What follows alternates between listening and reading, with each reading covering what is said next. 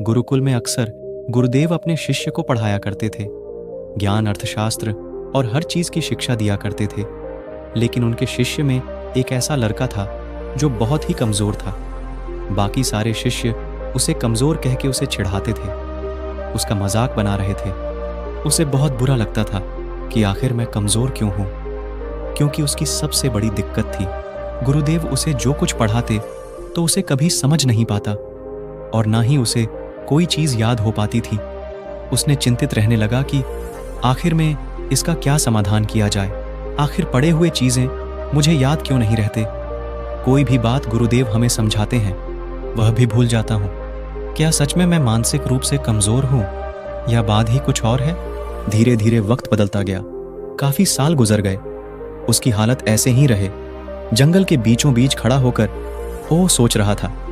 तब तक एक राहगीर ने बताया, यहाँ से कोसों मील जंगल के दूसरे छोर पर एक साधु महात्मा रहते हैं। उनके अंदर इतनी जादुई शक्ति है कि वो किसी भी चीज को ठीक कर सकते हैं। लोग कहते हैं कि उनके पास दिव्य शक्तियां हैं। दिव्य शक्ति के मदद से वह सब कुछ जान लेते हैं। फिर क्या था, इतना सुनते ही वो शिष्य सुबह होते ही निकल पड़ा। निकलते निकलते शाम हो गई। भूख प्यास से बेचारा तड़पने लगा। लेकिन शाम होते होते मीलों दूर सफर करके गुरुदेव की कुटिया तक पहुंचा। बेचारा इतना थक गया था, एक कदम भी चलने के उसके अंदर हिम्मत नहीं थी।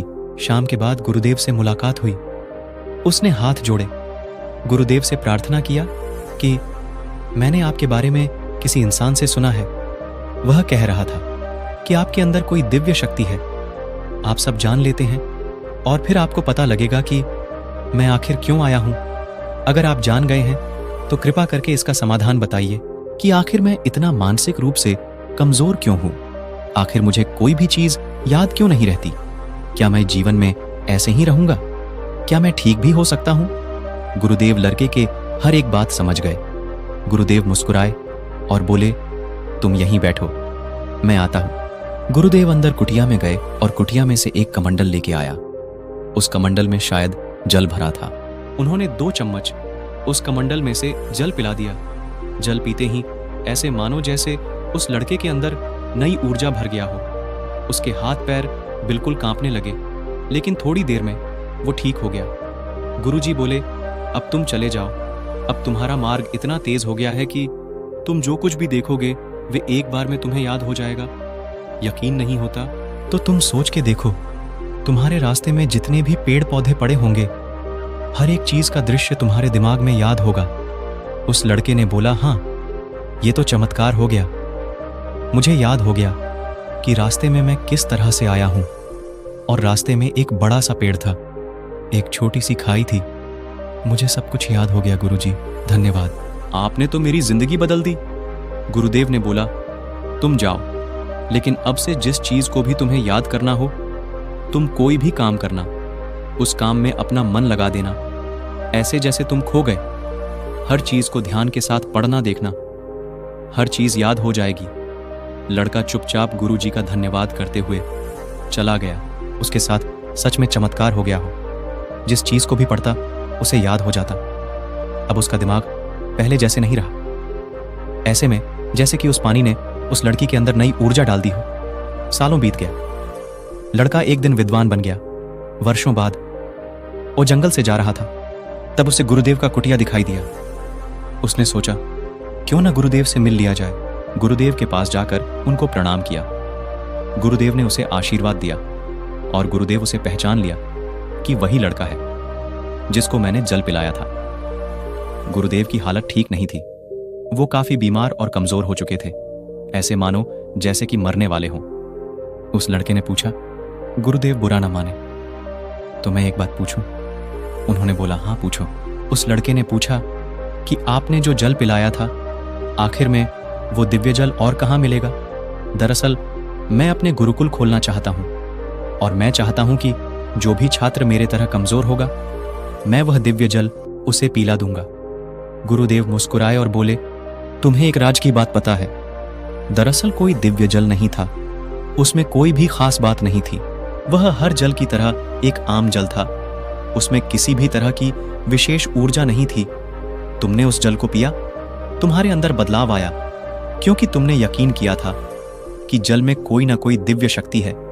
उस दिन तुमने मीलों दूर सफर करके आए थे तो काफी थक चुके थे और तुम्हें भूख भी लगी थी। जल की 2 बूंद तुम्हारे अंदर नए ऊर्जा का संचार कर दिया। जल में कोई खास बात नहीं थी।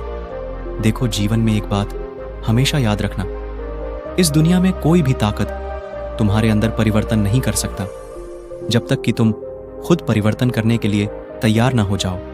तुम्हें बदलाव चाहिए था। तुम शक्ति से ऊब गए थे क्योंकि बचपन से ही तुमने सिर्फ यह सुना था कि तुम मानसिक रूप से कमजोर थे। लेकिन ऐसे कोई बात नहीं थी। तुम्हारे अंदर कोई कमजोरी नहीं थी। तुमने उनकी बातों पर यकीन कर लिया था। इसलिए तुम जो कुछ भी पढ़ते, तुम्हें ऐसा लगता था कि तुम तो कमजोर हो।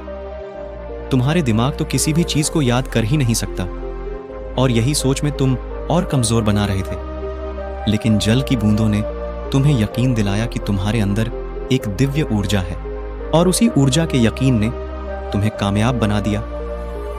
वर्षों पहले मैं भी तुम्हारी तरह बहुत ही नादान था। मेरी सबसे बड़ी दिक्कत थी कि मेरी आंखों से दिखाई न दे रही थी।